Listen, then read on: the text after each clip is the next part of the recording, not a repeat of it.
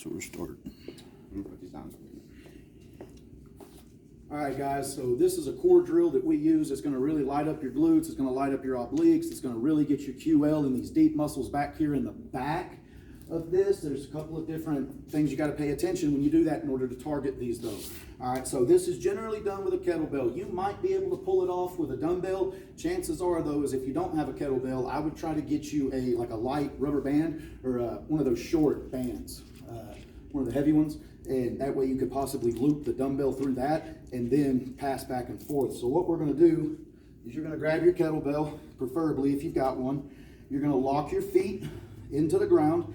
And now mind you, we're going to start twisting here in just a second. So if your toes are off the ground, if you're back here on your heels and you swing this kettlebell, you're going to swing all the way around, right? So we don't want to do that. So what's going to stop us from turning that way? We're going to lock our feet again. This time I'm going to take my toes. I'm going to put some pressure forward on my whole body, squeeze everything, and then literally grab the ground with my foot. And then I'm going to spin.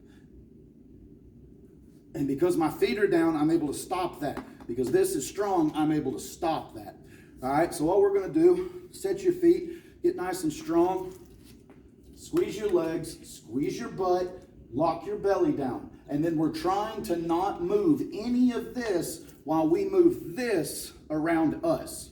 All right, so lock down, go, pass to the hand, come around, hand, stop. Stop. Stop.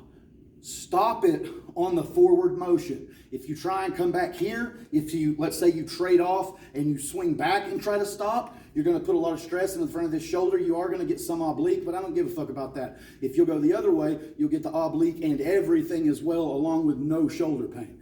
So remember, we're going to toss off as we're going forward. So around, 1, 2, stop. 1, 2, stop.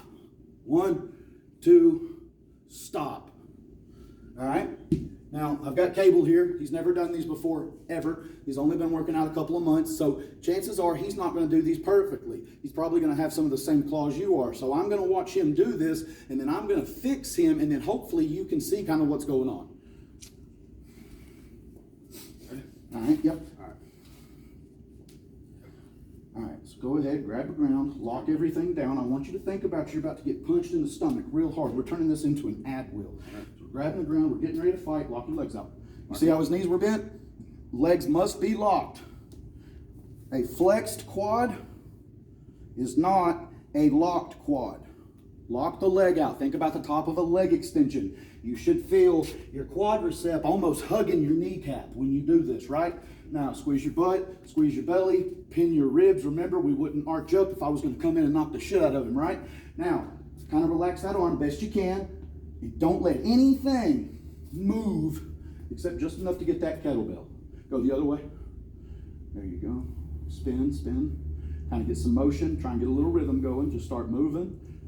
Keep going, keep going. Squeeze your glutes. Try and swing that arm just a little bit. Get a rhythm going. There you go. There you go. You want to fight that body. You can feel your body swings forward. You've got to stop it. Your body swings backwards. You've got to stop it. Your body tries to go that way. You have to stop it. Now, stop it. Switch hands. Switch directions. Boom. Switch directions. Switch directions.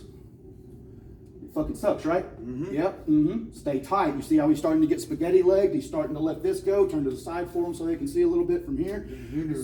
Same thing. Stand tight. Relax for him for just a second. Catch your breath. I know you're tired. All right. Grab the ground. Get nice and strong. Get ready to take that punch. Get ready to move me. Lock your knees out. Stand tall. There you go. Once again, you saw that. They were not flexed. He thought they were, but they weren't. Stay strong. Start passing. Go. And stop. Back. Come on. Reverse it. Reverse. Kind of swing. Stop trying to use your bicep. Just let your arm hang. There you go. Switch. There you go. Come on back. Switch. Keep your tightness. Keep your tightness. Control it with your feet. All right. I think everybody gets the point. Watch what I did. Try to make it look like that. If you look like he did, work slowly until you get to the way I looked. All right. This is only a 30-pound kettlebell. This is probably a little too much for you to start right off, depending on who you are. But generally speaking, I'd probably start with a 20-pound and then work your way up from there. There's no fucking shame in starting with a 5-pound kettlebell and doing 10 reps, going to the 10, doing 10 reps. It's one session. Figure out where you're at on this movement. It's a very, very awesome movement, but it has to be done very intentfully. It has to be done locked in, and it has to, you're trying to control the movement. Nothing's really swinging, but these guys right here. Remember, always switch and turn directions with the hand forward. Bring it back. One, boom, forward, bring it back. Hope that helps, guys.